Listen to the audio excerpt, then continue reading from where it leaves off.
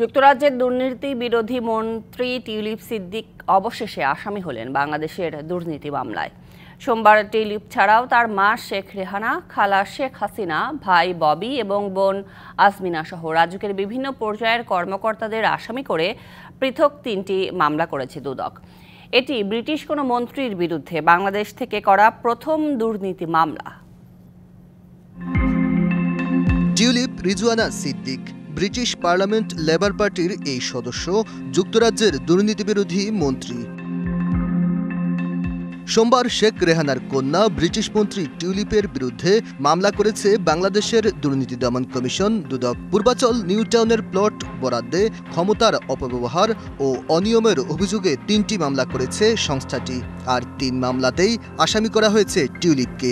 আর একটি করে মামলায় আসামি হয়েছেন টিউলিপের মা শেখ রেহানা, ভাই রাদওয়ান মুজিব সিদ্দিক ববি এবং বোন আজমিনা সিদ্দিককে। ৩ মামলায় শেখ হাসিনাকে সহযোগী আসামি করা হয়েছে। দুদকের এজাহারে বলা হয়েছে, শেখ রেহানা, ববি এবং আজমিনা রাজুকের পূর্বাচলে অতি মূল্যবান কূটনীতিক এলাকায় ২০২২ সালে ১০ কাঠা করে ৩০ কাঠা প্লট নেন। দণ্ডবিধির সংশ্লিষ্ট ধারা এবং দুর্নীতি প্রতিরোধ আইন ১৯৪৭-এর ৫-২ ধারায় মামলা রুজু করা হয়েছে এবং তদন্তকালে শুধু তিনি নন, আরও কারো যদি সংশ্লিষ্টতা পাওয়া যায় সেই বিষয়ও এখানে অন্তর্ভুক্ত হবে। সানবিট সব দিবে সামাল। সানবিট ম্যাজিক প্রেস ডিশওয়াশিং এর মাথা ঘোরানো সলিউশন। টিউলিপ সিদ্দিক প্লট না নিয়ে কেন আসামি হলেন এমন প্রশ্নের উত্তরে দুদকের মহাপরিচালক জানান, টিউলিপ তার বিশেষ ক্ষমতা বলে শেখ হাসিনাকে প্রভাবিত করেছেন। টিউলিপ সিদ্দিক ব্রিটিশ পার্লামেন্টের একজন গুরুত্বপূর্ণ সদস্য। তিনি ব্রিটিশ পার্লামেন্টের সদস্য হিসাবে বেআইনিভাবে তার খালা প্রধানমন্ত্রী শেখ হাসিনাকে প্রভাবিত করেছেন মর্মে অনুসন্ধান দলের কাছে তথ্যাদি রয়েছে। তারই আলোকে অনুসন্ধান দলের প্রতিবেদনের সুপারিশের প্রেক্ষিতে এই মামলায় তাকে অন্তর্ভুক্ত করার সিদ্ধান্ত গৃহীত হয়েছে। প্লট গ্রহণে অনিয়মের অভিযোগে রবিবার শেখ হাসিনা এবং তার কন্যা সাইমা ওয়াজেদ পুতুলের বিরুদ্ধেও মামলা করেছে দুদক। Aditya Arafat, DBC news, Dhaka. যুক্তরাজ্যের দুর্নীতি বিরোধী মন্ত্রী টিউলিপ সিদ্দিকের আসামি হওয়া নিয়ে আরও বিস্তারিত জানার চেষ্টা করব আমরা। আমাদের সাথে বার্তাকক্ষ থেকে যুক্ত হয়েছেন বিশেষ প্রতিনিধি আদিত্য আরাফাত। টিউলিপ সিদ্দিক তো প্লট নেননি, তাহলে কেন তাকে আসামি করা হলো? এই বিষয়ে আমরা প্রশ্ন করেছিলাম।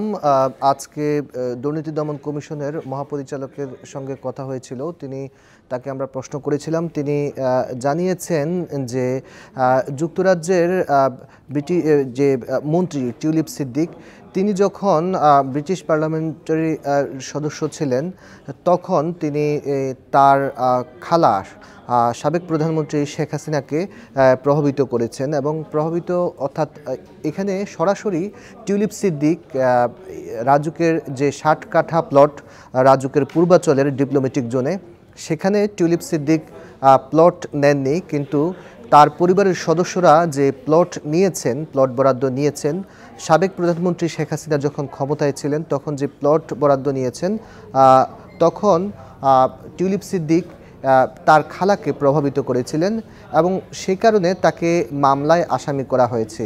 এবং আজকের যে মামলা পরবর্তী ব্রিফিংয়ে আমরা প্রশ্ন করেছিলাম যে টিউলিপ সিদ্দিককে এই যে অনুসন্ধানেও তার নাম ছিল না। আমরা ৬০ কাঠা প্লটের মধ্যে সাবেক প্রধানমন্ত্রী শেখ হাসিনা, শেখ রেহানা, রাদওয়ান মুজিব সিদ্দিক ববি সহ তার পরিবারের মোট ৬ জন সদস্য এবং এর বাইরে ৬ জনের